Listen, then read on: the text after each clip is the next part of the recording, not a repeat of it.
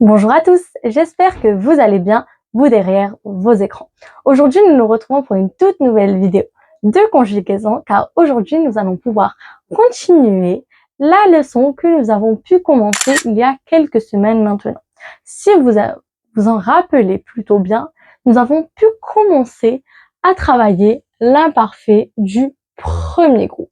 Mais cette fois-ci, aujourd'hui, nous allons nous concentrer sur l'imparfait, mais cette fois-ci de être et avoir. Et pour savoir maîtriser comme un pro être et avoir, avant ça, je vous invite à vous abonner à ma chaîne, à liker la vidéo et activer la cloche de notification si mon contenu vous plaît et vous intéresse. Alors, c'est parti! Dans un premier temps, nous avons pu expliquer tous ensemble que l'imparfait, c'était un temps du passé qui exprimait une action qui s'est déjà déroulée. Je vous remonte ce que nous avons pu écrire la semaine dernière et je vous lis ça de suite. L'imparfait est un temps du passé. On l'utilise pour parler d'une action qui s'est déjà déroulée, principalement une action, une habitude, une répétition ou encore une description. Mais tout ça, ça se passe seulement au passé. Ce sont une action qui s'est déjà déroulée. Toutes ces choses-là, on a pu l'expliquer la semaine dernière. Normalement, nous sommes tous au point et nous savons tous qu'est-ce que l'imparfait. Et cette fois-ci, nous allons nous concentrer sur le vif du sujet qui sont être et avoir à l'imparfait. Alors, c'est parti pour commencer à travailler être et avoir. Nous avons pu nous rappeler qu'est-ce qu'était un verbe à l'imparfait, etc.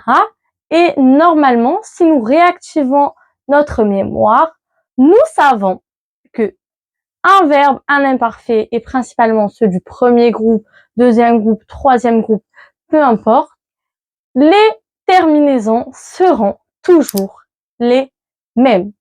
Et les terminaisons, nous allons les répéter tout de suite. Ce sont AIS, AIS, AIT, IONS, IEZ, AIENT. Voici les terminaisons de l'imparfait. Ces terminaisons, elles sont à apprendre par cœur, car on sait tous que l'imparfait, il se forme par le radical du verbe plus la terminaison de l'imparfait qui ne change jamais. Et maintenant, nous voulons nous intéresser spécialement à être et avoir un imparfait. Mais comme habituellement, ces deux verbes, ce sont des verbes irréguliers, nous savons tous qu'au présent par exemple, ces deux verbes ne se forment pas de la même manière que les verbes réguliers. Ce sont des verbes irréguliers et la plupart du temps des exceptions. Mais cette fois-ci, il faut savoir qu'il n'y a pas de panique à se faire car il n'y a pas d'énormément de différence. Être et avoir sont certes irréguliers, mais pour l'imparfait, ce n'est pas si compliqué que ça. Je vous explique. J'ai pu dire que l'imparfait, il se forme avec les terminaisons AIS, AIS, AIT, IONS, IEZ, AIENT. Et nous savons que être et avoir, ils sont irréguliers. Tout ce que j'ai pu dire juste avant. Voici un petit résumé. Nous n'avons pas de panique à nous faire. J'ai pu dire ça juste avant, car il n'y a pas de différence entre un verbe régulier et irrégulier qui sont être et avoir à l'imparfait. Il n'y a rien qui change. Il y aura quelques particularités, mais on va quand même prendre un radical et une terminaison. Mais ça va pas être exactement pareil, c'est pour ça que je vais vous expliquer ça de plus près. Alors, nous allons faire ça de suite. Pour comprendre un peu mieux le fonctionnement de être et avoir, je vais commencer par écrire la conjugaison de être. Alors, j'écris ça de suite. Pour être, rien ne change. Nous écrivons les pronoms personnels. Je, tu, il, elle, on, nous, vous et il, elle, ok. Voici nos terminaisons. On les répète. Je, tu, il, elle, on, nous, vous, il, elle au pluriel. Rien de compliqué. Maintenant, nous allons observer de plus près être. Le voici. Comme vous pouvez le constater, être, il n'a pas de terminaison. Il n'a pas d'infinitif ER. On ne peut pas le qualifier donc de verbe du premier groupe. Non plus de deuxième groupe, non plus de troisième groupe. C'est-à-dire qu'il est irrégulier, c'est une exception. Mais, cette fois-ci, il faut savoir qu'avec être, nous allons garder, je fais ça en vert, nous allons garder ET, que nous allons dire, appeler comme radical. Ce n'est pas vraiment un radical, mais il va l'être. Et ensuite, nous allons faire comme si notre infinitif, c'est RE. Donc, nous allons l'effacer. Et on va éviter de garder notre chapeau qu'on peut dire pour ne pas utiliser l'accent circonflexe, qui est un peu plus compliqué à dire. Et nous allons reporter notre T de partout. Mais vous allez comprendre encore autre chose. C'est pour ça que nous disons que être n'est pas un verbe si facile. Certes, nous avons pu reporter maintenant notre soi-disant radical. Mais ce n'est pas fini. Il faut savoir qu'avec je, ça ne va pas être je et nanana. Nous allons enlever le E pour le remplacer par un apostrophe. Ce qui va nous faire G. Je vais maintenant ajouter mes terminaisons. AIS, AIS, AIT, IONS, IEZ. Ensuite, AIENT. On a pu reporter les terminaisons, ce qui forme ceci, mais au lieu de mettre notre accent circonflexe, notre chapeau, celui-ci va être remplacé par un accent tout simple. Je vous mets ça de suite. Ce qui donne j'étais, tu étais, il était, nous étions, vous étiez, ils étaient. Maintenant, nous connaissons la forme de être à l'imparfait. Il est qualifié comme irrégulier, car malheureusement, il ne ressemble pas à un verbe simple, un verbe régulier comme manger. Manger, il a son radical, et il a son infinitif est ER. Et celui-ci nous permet de caractériser de quel groupe il fait partie. Il fait partie, par exemple, du premier groupe. Mais avec être, c'est plus compliqué, car il n'a pas d'infinitif. On relit, on fait une petite relecture, donc, du verbe être à l'imparfait. J'étais, tu étais, il était, nous étions, vous étiez, ils étaient. Il faut savoir que les terminaisons à l'imparfait, elles ne changent jamais. Elles sont toujours les mêmes, contrairement à d'autres temps. Celles-ci ne changent pas. C'est une simplicité. Mais, de préférence, nous invitons chaque personne à apprendre le verbe être et à voir par cœur, car ce sont deux petites exceptions pas très compliquées à apprendre. On se retrouve pour la troisième partie. Pour cette troisième étape, nous allons essayer de faire la même chose qu'avec notre verbe être. Nous allons refaire le même processus pour avoir.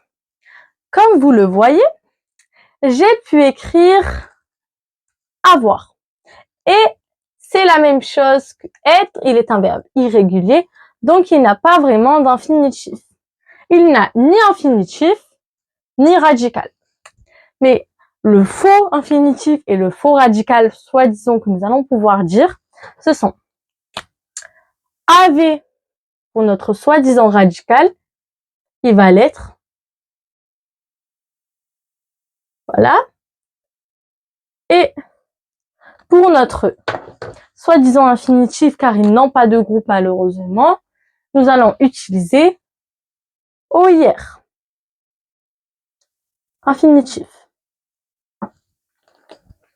Maintenant que nous avons pu nous donner une petite idée du soi-disant radical et infinitif, même si je vous invite à apprendre par cœur, car ce n'est pas la meilleure des solutions, nous allons reporter tout ça en noir. Avait, avait, avait, avait. Et voilà. Je tue, il, nous, vous, il. On remarque une nouvelle fois que ça ne va pas être je, mais J apostrophe. Encore une particularité. Ensuite, je vais remettre mes terminaisons AIS, AIS, AIT, IONS, IEZ, AIENT.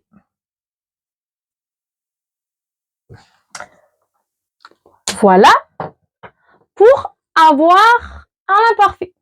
Cette fois-ci, il n'y a pas d'accent ajouté, rien de plus à part le J apostrophe. Et je répète encore une fois, je préfère que vous appreniez votre verbe avoir et être par cœur. On fait une lecture. J'avais, tu avais, il avait, nous avions, vous aviez, ils avaient. Voilà pour le verbe être à l'imparfait. Rien de plus compliqué. Maintenant qu'on a un peu mieux compris nos deux verbes, qu'on les connaît, qu'on a un petit visuel, je vais vous dire une dernière petite chose dans la dernière partie, ainsi qu'un petit exercice pour voir si vous avez bien compris. Alors, c'est parti. Pour cette toute dernière étape, je souhaitais faire un rappel sur à quoi signifie être et à quoi signifie avoir. Alors, c'est parti. Il faut savoir que être, il est qualifié comme un verbe d'état ou un verbe de caractéristique. Il évoque une caractéristique ou un état. Et par ça, j'explique qu'il peut évoquer une situation ou une localisation. Ceci est un simple rappel. Normalement, nous sommes tous au courant de la signification de être. Et pour avoir, celui-ci, il exprime la possession de quelque chose, un objet ou peu importe autre chose, mais il exprime la possession. Par la possession, je peux expliquer obtenir quelque chose ou se procurer quelque chose. D'ailleurs, je vais rajouter se procurer, car c'est un verbe pronominal. Se procurer quelque chose. C'était un petit rappel de la définition de être et la définition de avoir. Et normalement, ça peut vous aider à compléter mes deux phrases à l'imparfait. Il y a deux phrases. Une phrase correspond à être à l'imparfait et une autre à avoir à l'imparfait. Ce n'est pas pour rien que je vous ai mis ces petits indices, car ils vont vous aider à compléter mes deux phrases. Je lis. Je, nanana, je, c'est un J apostrophe, au stade de basket. Et la seconde, nous, à Paris. Normalement, nous connaissons comment se forme être à l'imparfait. Nous connaissons comment se forme avoir à l'imparfait. Et nous savons que être, il exprime un verbe d'état, localisation, situation, et avoir une possession, obtenir ou se procurer. Alors, je vous laisse réfléchir et on peut écrire la réponse. Exactement. La première, c'était avec.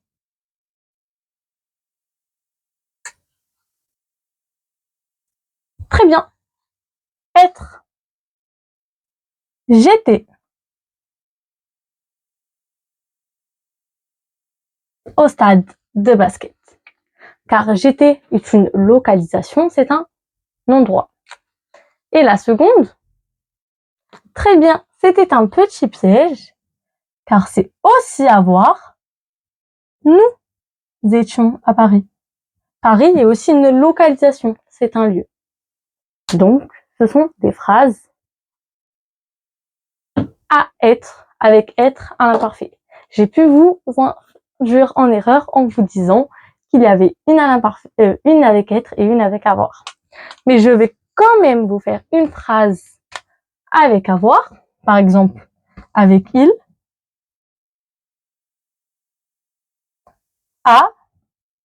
avait un bonbon. Dans la phrase il avait un bonbon, vous devez normalement constater que le bonbon, il se l'est procuré. Le bonbon, il se l'est procuré. Le bonbon, il l'avait en possession. C'était à lui. Donc, ça va être avoir. Et avec avoir à l'imparfait, c'est il l'avait. Voilà pour ce petit exercice. J'espère que vous avez pu comprendre l'exercice, que vous avez pu comprendre la leçon. Et si tout s'est super bien passé, tout est au top pour cette leçon. Et je vous dis à bientôt pour une prochaine vidéo. Alors, à bientôt. Bye!